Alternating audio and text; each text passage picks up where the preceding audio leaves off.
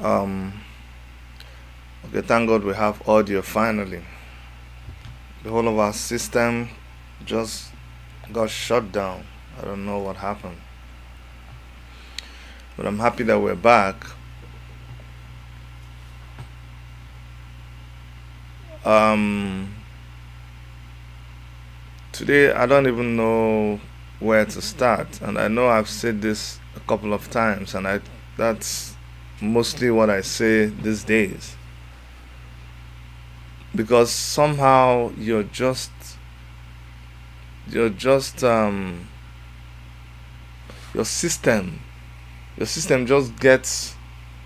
um just gets harassed and disoriented by the kind of news that comes out of Nigeria. And from time to time, I shift my blame and I shift my complaint. Well, today my complaint is really towards the Nigerian people themselves, because it is you, only you has what it takes for you to be able to make your freedom a reality. You by yourself, nobody else can do it for you. That is the conclusion I have come to. A friend of mine just came back from Nigeria. And they told me that everything is good in Nigeria, that there's no everything is so good, no COVID, no we enjoy, I still enjoy. In fact, I wish I had not come back. That was like, really? And another person also told me, coming from the same very area where there has just been a very ugly news about the abduction once more of citizens who are supposed to be Nigerian citizens. And that person told me, in fact, that person is still in Nigeria as we speak. He said, I'm still in Nigeria. I'm not coming back. I'm still enjoying.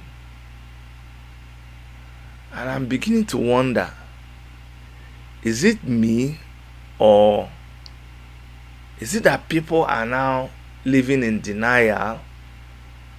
Is it that they have now resorted to self-denial because they cannot do what they are supposed to do? And I said, look, maybe people are getting exactly what they deserve. Because if they can suffer what they are suffering in the country, and people go about their businesses like nothing is going on, people are warming up everywhere for 2023, then why am I wasting my time? Why do I spend time to come and speak about what is going on in Nigeria? Like, why do I bother again when there are no longer men? There are no longer men. It looks like it's only ESN and the comrades who try to go and protest. And of course, Moyole Sowore already said it, that those group of comrades that you see go to carry placards, which is us, that we are the last generation. I know you're yabbing us that every time we go, there's 10, there's 15. Yes, we know. Very few of us. But we are the last group that will be carrying card. placard. Solidarity for, we are the very last. Because it's not, why should you be carrying? Let the thing come now. Let the thing come.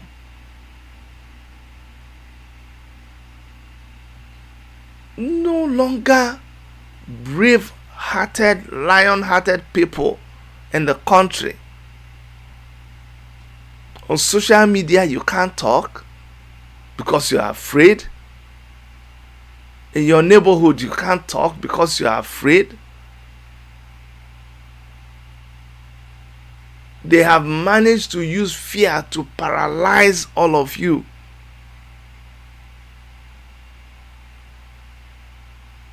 If we were a country that knew its statistics, you will be shocked at the kind of statistics you will hear about that country, Nigeria. But we don't believe in statistics now. we don't even do anything concerning statistics. I'm telling you, or you will be shocked to hear the number of kidnaps that has happened in Nigeria recently. It will shock you.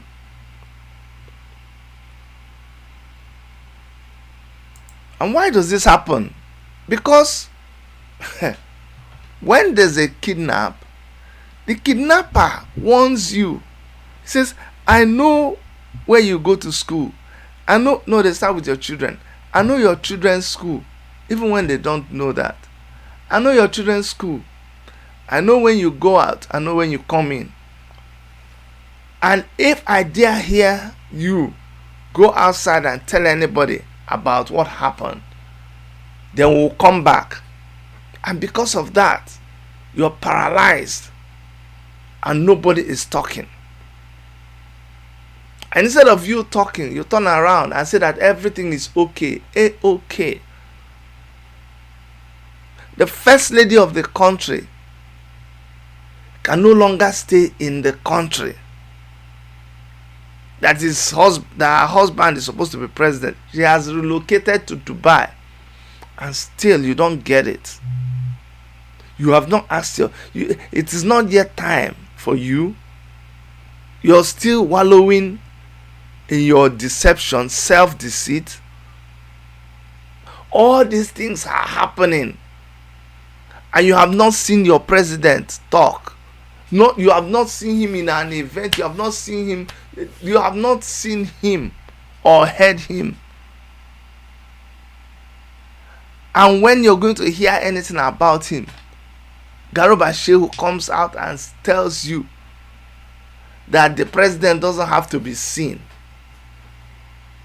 It's not his duty to be seen. That in fact, it is his style.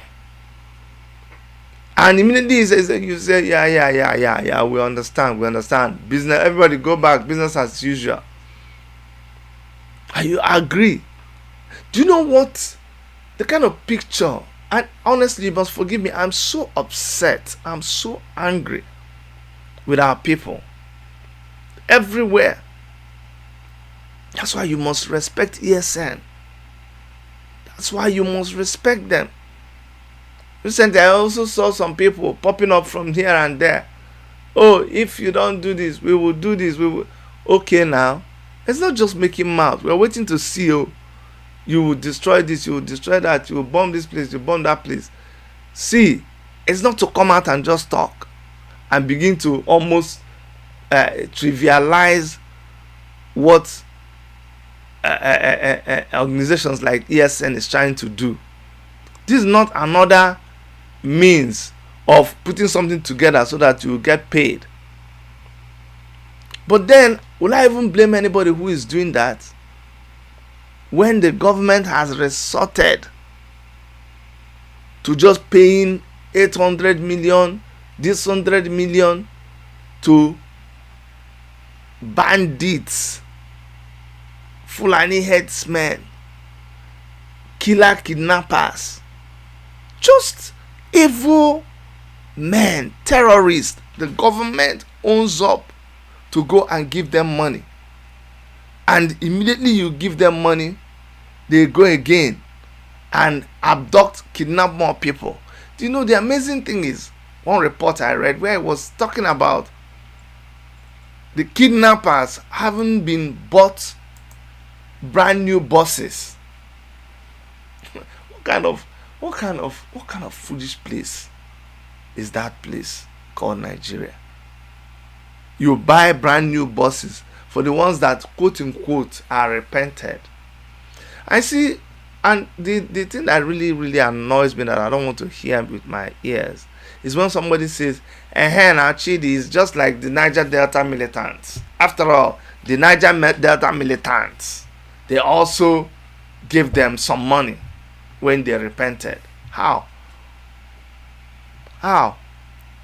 is that the same thing? How is it the same thing when you are stealing from somebody? That is how very warped things are in Nigeria. Very warped. Why do I say it is warped? You see someone that you are stealing from him, you're stealing their oil, you're polluting their rivers.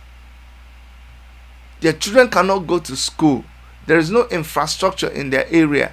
They are still cooking with firewood, living in mud houses. Their kids are sitting down on red earth floor to attend classes. Primary school students in the same Niger Delta region, in the same eastern region where you are taking their oil. That is how they behave. Meanwhile, you that is taking the oil, you that has all the whatever to carry oil, your children flaunt themselves on Instagram, on Facebook, on every other social media platform. They flaunt pictures of themselves flying jets that they bought. I'm talking about children that are below 30 years, cruising limousines. And when these people get up to say, no, enough is enough, we will not allow you to just carry this oil like that without developing our area, and you come and negotiate with them and say, okay, you know what, it's okay, we'll give you small money, we will no longer. But you didn't even do that. How can you compare that one? It is you that was a thief in the first place. You stole. You know how people have a proverb, na iwelue ka onye nweno ga-ama. It's just a saying. Iwelugokwa ka onye nwe ga-ama. That means you have taken and taken to the point where the owner can now notice that, come on. You know, when you are walking on the village path in the village and you see garden egg tree, shrub, you can pluck garden egg and eat. It doesn't matter who owns the land. It doesn't matter who owns the farm. You're passing, you see bitter leaf, angara, the leaf, you carry, you chop. You're passing, you see mango within your reach, you can pluck and eat. Nobody will query you because they believe that it's naturally given, and they don't use hunger to try to they are not stingy when it comes to food. However, if you now go and bring baskets and begin to collect that same fruit that belongs to somebody else, then the owner will say, come now, hold on, what is going on? So that is what you did with the people of Niger Delta, and they reacted. How can you compare it with when somebody, out of zero provocation, uses guns to go and kill people. How many people they tell you that Niger Delta militants kill? But you just go and start negotiating with people who are killers, and you give them money, and you give them resources, and then you're surprised that they come back again, kidnapping more people, killing more people. And then we would have thought that, oh, you say the last time was a mistake, this time let's fix things. No, you still give more money to the same people. Haba, what are you telling me? You are the one that is actually growing this business. Somebody was joking the other day. He says that kidnapping business is the biggest business to invest in, because imagine the stock keeps going higher and higher and higher, and so the investors are making more and more and more money. People like Sheikh Gumi and the rest of them, they are making a hell lot of money, because all they have to do is send these people to kidnap another set of people, and then there'll be more money. And that is the fastest growing business in Nigeria, and that is allowed, and people are not complaining. That is the same people that tell me, Chidi, this thing is not like people say it is. So it's not exactly like that too. So how much more do you need to see before you realize that things are bad? Oh, that we would have men. Oh, that we would have men. I wish we would just have men in that Nigeria. I just wish, because there is none. Trust me, absolutely. This is not the one of, there is none. Only a handful, only a handful, very little. The rest of you think there is no reason for anybody to be shouting the way I'm shouting. You think we are overdoing it. According to you, we are overdoing it. That's what you say. But I tell you, this war that is already upon us, that you go to sleep and you hope that you wake up and it will disappear. It will swallow you.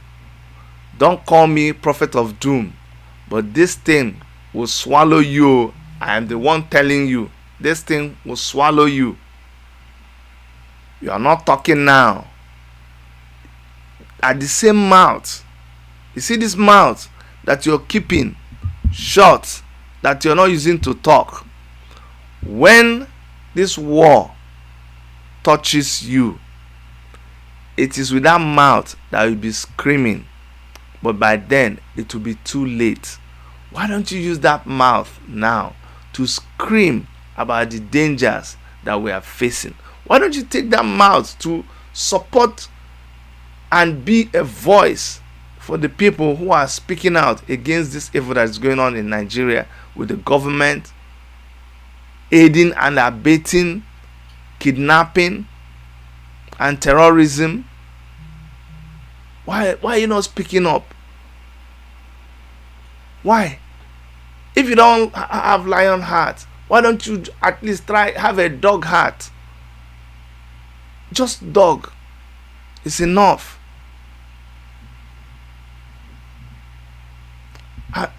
Let me confess to you. Some days I get up to do this thing. I don't have the zeal. I just want to not talk because I don't need to. But you see, as soon as I remember my friends, as soon as I remember my family back home, as soon as I remember comrades who are still fighting. As soon as I remember members of ESN who are in the bush, it makes me just muster the courage to continue going. But I must confess to you that the activities of some of us back home, honestly, makes it very difficult to continue. I'm telling you the truth. We'll be calling for men and women to come out and speak up, come out and protest. Everybody will be looking at you like you're speaking Latin. It's just very, very, very pathetic.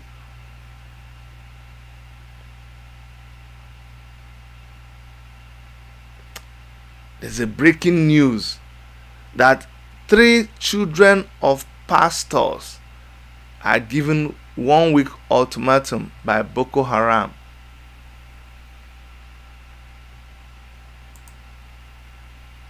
Do you understand? Oh, Jesus Christ. When you open, you just see stories upon stories. Today is the first day of the week. You open you open the internet, go to reliable, trustworthy news media to just see what is going on, and what hits you is 3 children of pastor given 1 week ultimatum by Boko Haram to quit school. The wife,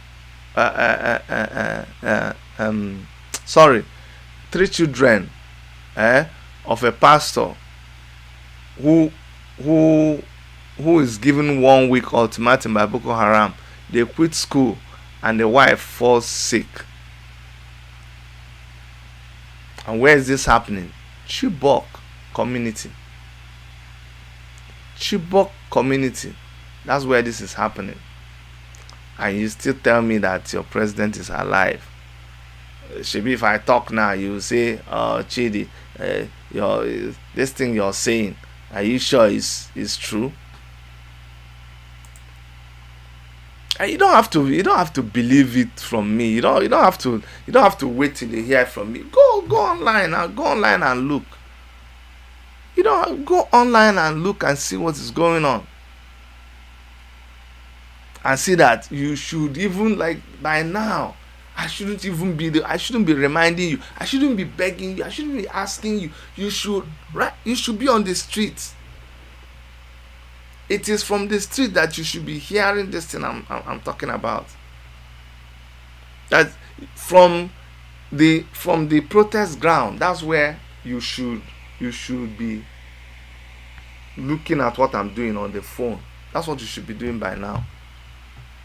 So today I'm so I don't want to be downcast. I don't want to say I'm downcast, but I think I need to open the lines and let people call. Today I think you should call, because alone I'm almost hitting frustration stage. Okay, I'm almost hitting frustration stage. The kind of news that you hear, it just makes your heart want to fail also. But we won't give up. We will not give up at all. When you push people to the wall, they will do what they must do, and that is what we have to do. Okay, that's what we have to do. You go and read this story on Sahara Reporters. Sometimes YouTube doesn't want us to show these images, but I'm going to show you I'm going to cut off, because this image was the image that the abductors of this pastor posted online.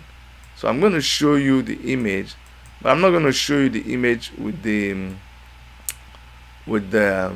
Boko Haram person. Okay, I'm just going to cut it so that we're able to see only the pastor's image. Okay, why am I saying this? I'm doing this so that some of us who maybe you think what we're saying is not true, or maybe you have not heard about it, this may make you realize what we're talking about.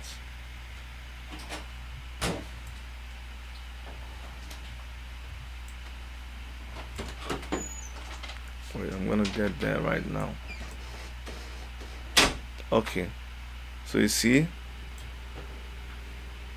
this is the face of the pastor, that they have given 1 week ultimatum, and they said they're going to kill this pastor.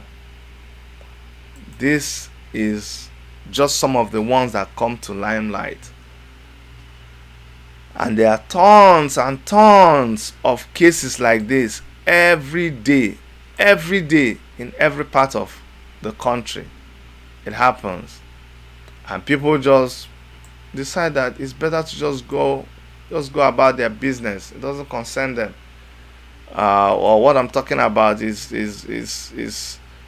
too shady. You shouldn't be talking about this. It's not happening like that, bros. I don't even know.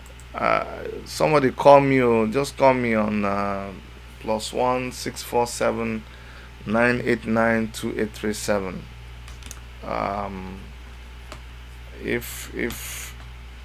If our heart has failed us, let me know. If we should just stop talking and wait until they come and kill all of us, just let me know. Alright? So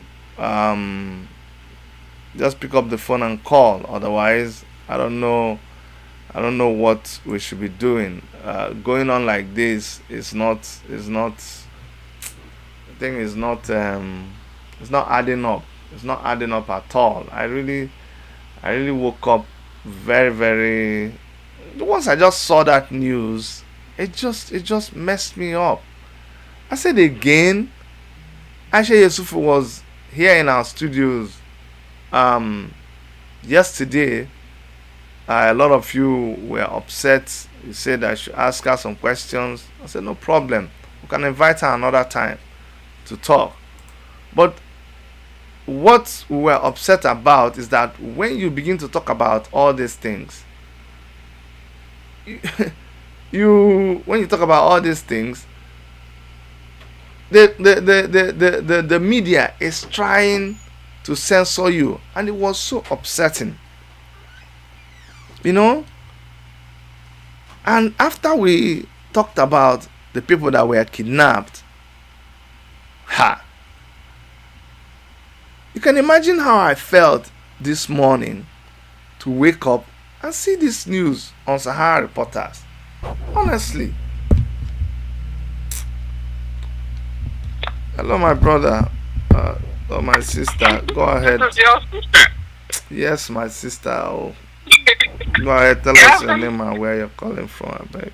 Yeah, this is Jumoke from Texas. Oh, well. It's unfortunate what is going on.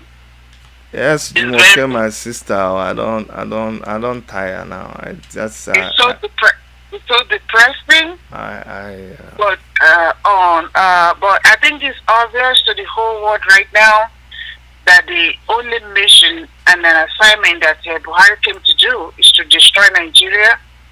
And I just pray that every tribe and people, that are agitating for their freedom, they are just able to separate themselves before he completely destroys his own part of the northern part. I know he doesn't care because he knows that his days are numbered and counted on earth. I listened to this journalist from India. Do you know what she said? She said, kidnapping industry is thriving in Nigeria. And I said, yes, that is exactly what it is. Kidnapping industry is thriving so well in Nigeria. But unfortunately, the children, the women, the people, the killing, the destruction, and all those stuff, what shall we say? But do you know what? Before the dawn comes, before the day breaks, the last part of it is always dark and gloomy. I believe they're in the last part of the whole thing for everyone to be free. You see what is happening in Nigeria? Now they decided they are not going to give food, bring their food, but for that, I think it's a shame on this southern part of Nigeria, both Yoruba and Igbo. It is a shame on us to let houses be feeding us all this while, in the sense that they have control over all the resources of Nigeria, gas, whatever it is, gold, everything, and everything they found in their own place belongs to them. But whatever they are able to get from the west and the east still belongs to them, right? And then now they have guts to say they are stopping food. But anyway, I'm so much ashamed to see that it is these people, it's as if we just relinquish the whole right that the south and east have to this nonentity. Igbos will go to school, have PhD, have everything. So us Yorubas, the West will go to school, middle belt, they go to school. But the foolish one that have no education, they are the one that are ruling. Right now, do you see what they are saying? Do you see what they are doing? Hunger, they're giving this. But you know what? If Nigeria, if they will not decide on what is good for them this time, that is it. That means that those people, they're going to enslave the other part forever. But I just believe they will rise up. But the fear now is that because Dr. Judy, they have their own game plan. We are just thinking they don't know what they're doing. They know what they're doing. I hope you won't wake up one day. I know you are so depressed this morning watching you, and I'm so sorry about that. Yes, I am too. But you know what? I hope you won't wake up one day and hear military have taken over in Nigeria. I just pray because they have their own game plan. But what do? We just keep hoping and praying and see where this will end. God bless you, Dr. Chidi. Thank you so much. Thank you very, very much, my sister. Thank you very much. You see, yeah, I had another caller on the line. You called when Jumoke was there. You may try again to call, and I'll surely pick your call. I'm telling you, I don't know, man. I really don't know. It's so pathetic. I don't know what hope there is. I don't know what hope there is anymore. I don't know what hope there is anymore. Eh? Oh my God. They are finished. Totally, completely finished. I'm telling you. No more hope. As I'm talking to you, I'm just scrolling, what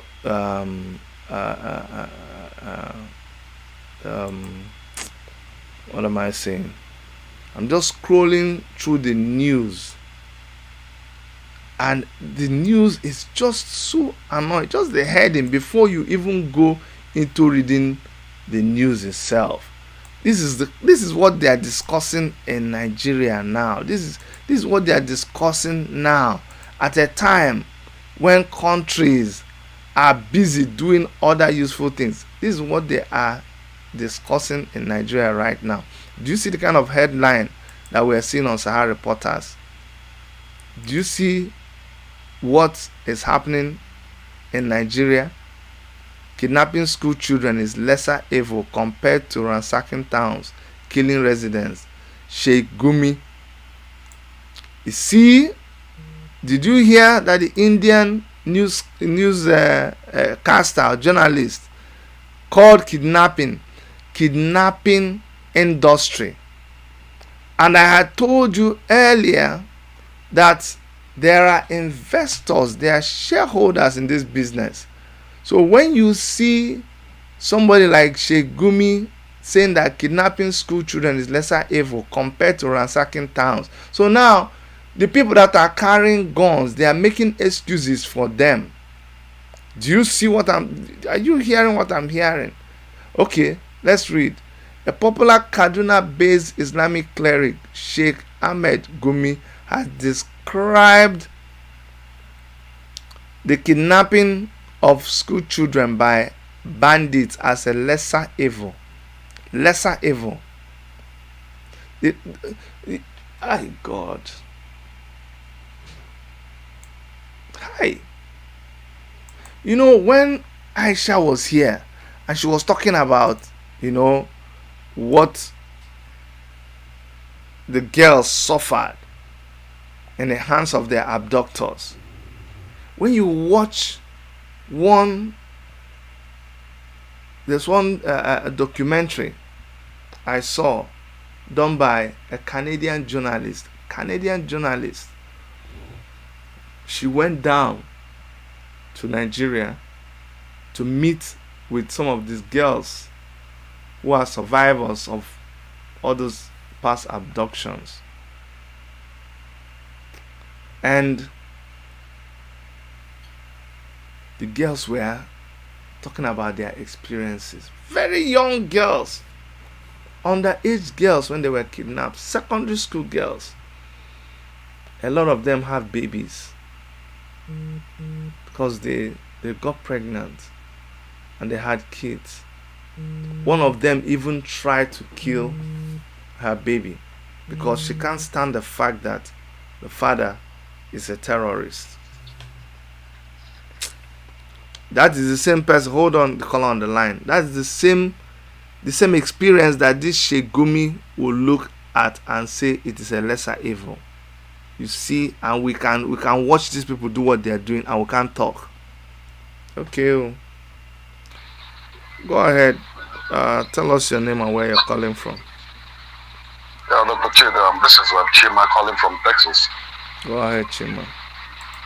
Yes, I just listened to your last caller. She made a great point. But there is something I want to say. You see, that's oftentimes, I like to, listen to people who are fair and just. You see, there's something Namdekan always says that, resonates with me. He says, when you support evil, evil will always come to you. When you intentionally support evil happening to other people, evil will surely come to you. You see, immediately APC won election. In Nigeria, before APC came in, there's always this division of governmental powers among the three major tribes of Nigeria. If Hausa Fulani is the president, Yoruba will be vice. Igbo man must be Senate president. Those are the three powers. Just check it since PDP. Anytime you see a Yoruba man is the president, the Fulani is our vice president, Igbo will be Senate president. But immediately APC came, they say, Igbos did not vote for Buhari, so they are not going to get anything. You know what happened? Okay. You know what happened? A section of Nigeria celebrated it. Hey, it's good. Let us punish Igbos because they did not vote for Buhari. Let's punish them. But if people were afraid to say, no. It has always been the culture of this country that whenever Mr. A is the president, Mr. B is the vice president, Mr. C will always get somebody from that place so that it will be evenly distributed. Do you know why the Fulanis are running crazy today? Because they have certain section of the country encourage them to take powers that belong to other people. Now nobody checkmates them. Could you imagine in a situation where an Igbo man is the Senate president? Certain Buhari policies that favors Fulani will not pass. When Yoruba disagree, Igbo disagree, they will be checkmated. But today, they are the president, they are the Senate president, they are the deputy speaker of the house, they are the attorney general, they are the commission, they are in charge of the justice department, they are in charge of the executive department, they are in charge of the judiciary. That is where, when you support evil, you know what happens? Evil will always find you. So that is my own contribution today. Thank you, my brother. Okay, thank you. Well, that's his opinion. And on my platform, I allow people to share their views. But you see, even beyond this politics, because you know, for me, PDP, APC, all are the same thing. I don't like them. My worry is about the normal, regular, everyday human being from every part of that country, from the east, from the west, even from the north. Because these people that are kidnapped, these ones that we're talking about right now, those ones are kidnapped right from the north, not even from the west. Tell me what crime they committed. These ones that are kidnapped, they are not the ones that were responsible for who became the Senate president, who did not become the Senate president. No, it was not them. The people who caused the problem are busy marrying each other. They are busy sharing the money by themselves, using the same. Don't you know, when they want to do money laundering, it is the same man that does it for the APC man that will do it for the PDP man. They ask each other, nah, oh boy, now who they transfer money for you? Who, where? Okay, you get person for Canada, now Canada won't buy house. At that point in time, they don't ask themselves whether they are from Zamfara or whether they are from Okigwe or whether they are from Ibadan or whether they are from Kogi. No, at that point in time, they become brothers and sisters and they do things with one mind. Do you understand? That is the problem that we have with these people. So, like I said, my worry, my concern is really with the regular, everyday people in Nigeria who are actually suffering in the hands of all these bandits and who do not have anybody to speak for them. And these people are running amok. They are doing whatever they want. They are just doing whatever they want without any control. I think maybe we should just stop this broadcast, because it's just when I want to talk about one thing, another thing, comes into my head, and it is just continuously one bad situation after another bad situation. I mean, when you hear these things and you see the kind of reaction that you get from the government that is supposed to protect the people, it just annoys you. Let me show you this story. Then maybe you will kind of put yourself in the mood that I'm in, and you will understand. But let me take this call, and I'll come back and tell you and show you how I feel from a story. Go ahead, tell us your name and where you're calling from. Okay, Dr. Chu, this is Henry Amaka. I'm calling from Cambodia. Go ahead, my brother. Dr. Chidi, I'm speaking.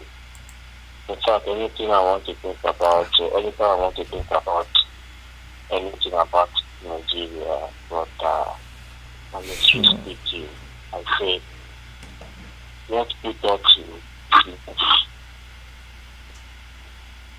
I don't even think about any other thing than what is the solution to this prepare to this country. Let everybody go in that way.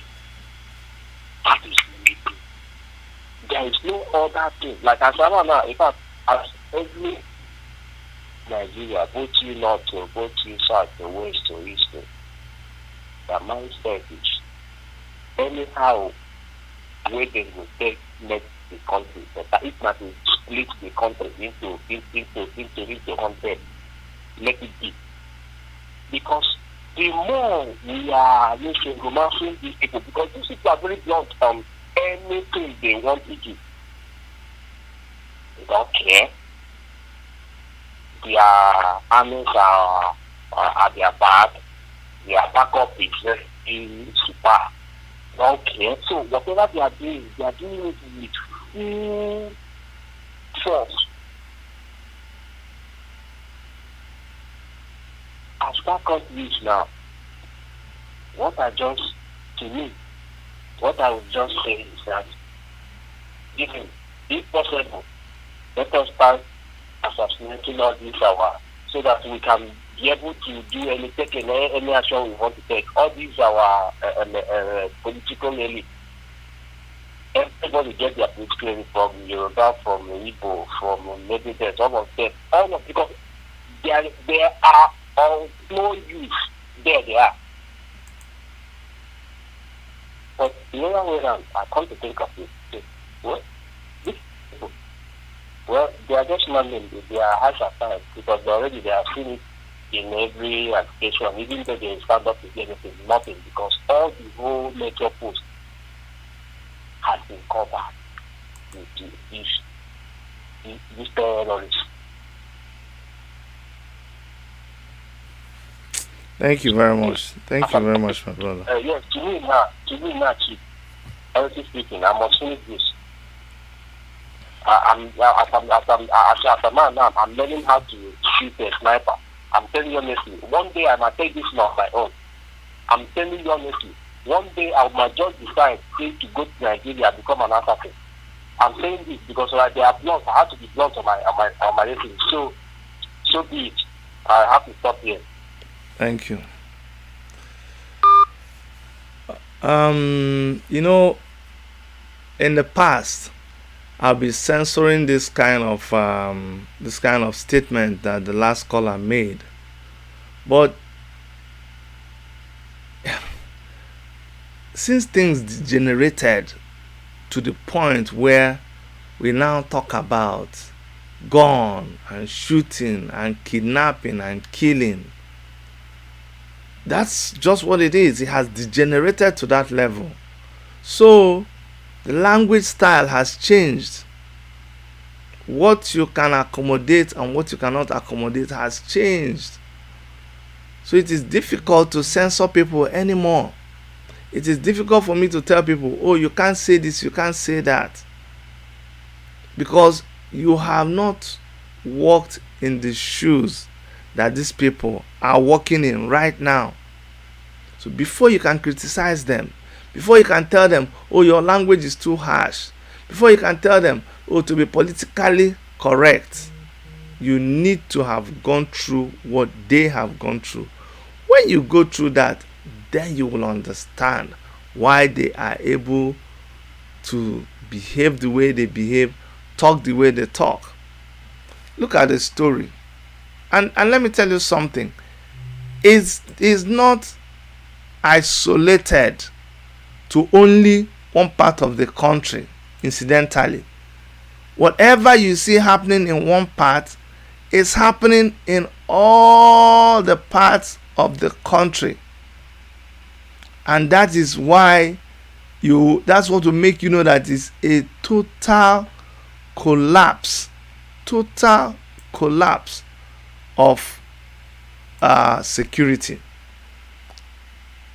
Hours after killing 40 people, bandits return to Zamfara community, abduct 80 women and children.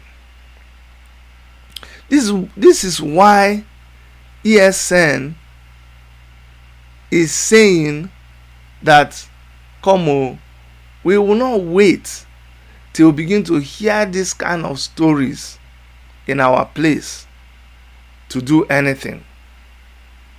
No. And you're going to fight them for being proactive. How? Is that justified?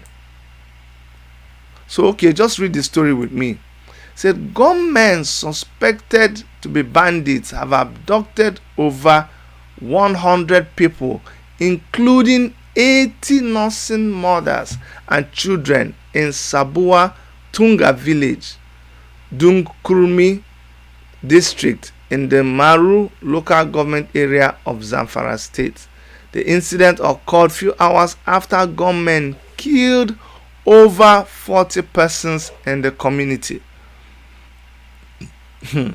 Sheikh Gumi is saying, there's difference between, but you heard that? Oh, he says there's difference between armed men, kidnappers, terrorists, Fulani headsmen. I just dey laugh. Shebi that market when una buy, they don't bring the market come back to you now. The only people I pity are the poor people who get the direct onslaught of this wickedness. If it is these other troublemakers, I wish they were the ones that were abducted. I wish they are the ones that get to sleep in the bush. Honestly, not the poor villagers that they go and capture. And like I told you, this is just the one that makes it to the news. The other small one, in Nigeria now, when they kill 5 people, 10 people, it doesn't make news. They'll say, that one is small now. How about? I know it's human being, but it's small. After all, they killed 100, they killed 80. What is 10 and 5? You see the level, that craziness, level of craziness that you have in Nigeria. You see that? And the person you're hearing it from is the person who negotiates with this. And the Nigerian government, hey, now wow, the Nigerian government is not arresting Sheikh Gumi. Sheikh Gumi has said that they know where these people are. You're looking for ESN, you go and shoot up wherever you think they are, and then you know where the bandits are. You don't go shooting them up. They make their arrest. Okay, let me show you as I read so that you can see how they went ahead and did their abduction. That will help you understand what we are talking about. Okay, when you see the style of the abduction, you will get a picture of what we are talking about. It says, Sahara reporters gathered that the armed men arrived at Sabuwatunga on motorbikes and unleashed terror on the defenseless residents. A source noted that the attacks on the village seemed to be well planned and coordinated, with the gunmen carting away livestock and escaping to the forest. One of those abducted is a nursing mother who gave birth less than 10 days ago. She was abducted with her baby, but the bandits, returned the baby to the community after some hours. Do you see the boldness with which they do what they do? They come into the place, they are not in a hurry. They load the people into vans or put them in Okada and they ride away. And then hours later, they come back to the same place to return the baby, the newborn baby. This was after over 40 people were killed by these same gunmen. We can't continue like this.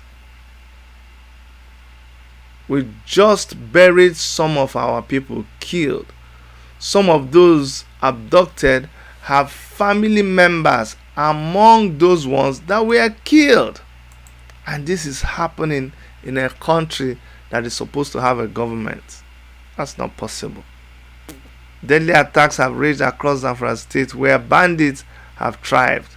Farming and herding communities in the state have long been terrorized by gangs who raid villages, stealing cattle and kidnapping residents for ransom. On Friday, over 300 students of government girls secondary school Langebe in the Talata Mafara local government area of the state, they were abducted. The gunmen were said to have arrived in the school around 1 a.m. and loaded the girls in buses. In 2019, Zamfara state government entered a peace agreement with the gunmen. About 15 brand new Hilux vehicles and cash gifts were also given to the leaders of different repentant gangs of bandits by the governor in 2020. But despite all these, communities in the state are still being attacked and residents kidnapped and or killed. Please, is there a meter that you use to measure, to know that somebody has repented or they have not repented? You see the same people that they gave buses in 2019. Now they come around and it is with these buses that they will use to carry away your citizens. And you're supposed to have drones. You're supposed to have military helicopters. You're supposed to have so much equipment that you claim to have. And yet Nigeria government, you can't even do anything about this insecurity. APC, this is the number one issue that you run your elections on. This is the number one agenda, providing security for the citizens of that country. Anyway, everybody has decided what they have decided. The people who are protesting will keep protesting. The people who are agitating will keep agitating. And I know, just like the last caller, one of the callers said, Chimoke from Texas, just before the day breaks is the darkest part of the night. And I know a lot of people don't understand that proverb. You see, the point that you say the day is breaking now,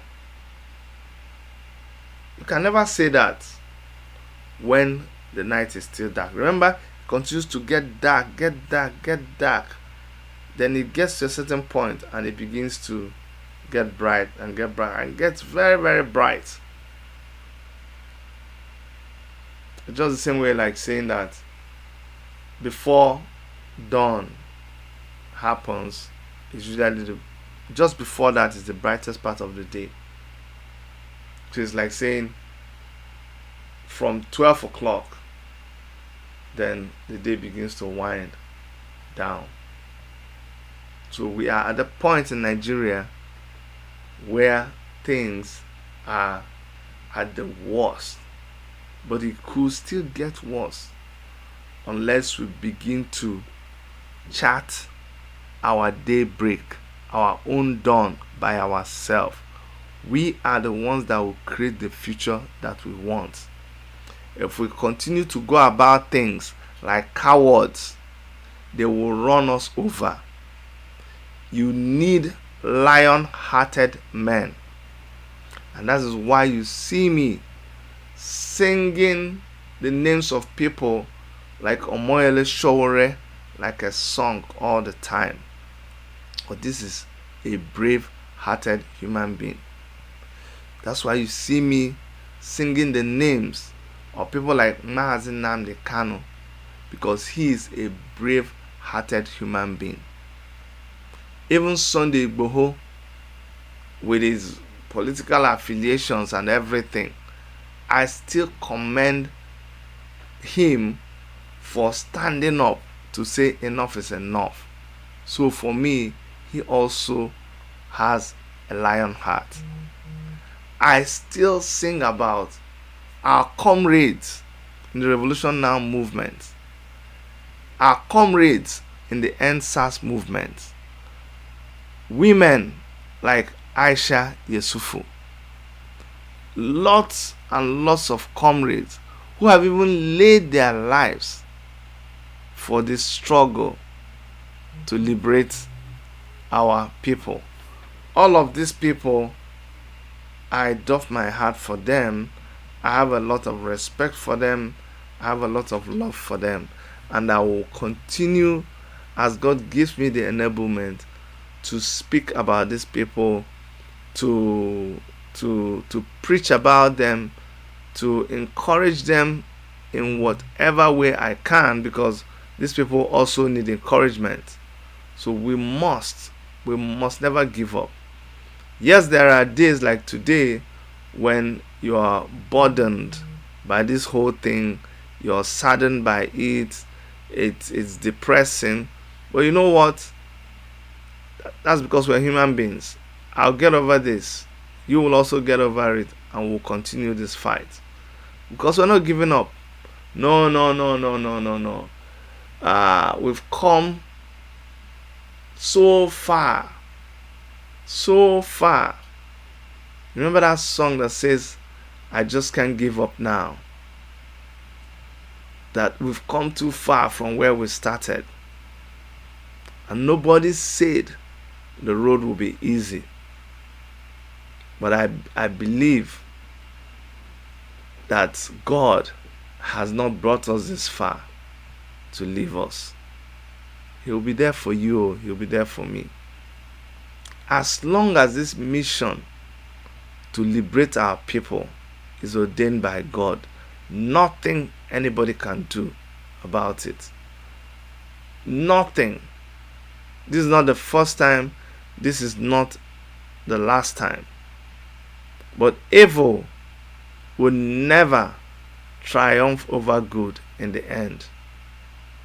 I'm telling you, they may win some battles here and there, pockets of battles here and there, but at the end, guess what? We will win this war. God bless you, and God take care of you, and I hope and I wish safety for your loved ones inside that country, Nigeria, from whatever part of the country they reside or they operate from. Just pray for the people living in that country, that they will have just one tiny percentage of a lion heart, so that they will do what is necessary to be done. Right now, it's no longer time for talking. It is time for doing. And we know what to do. And God will give us that lion heart to do it. I love you all. Bye-bye.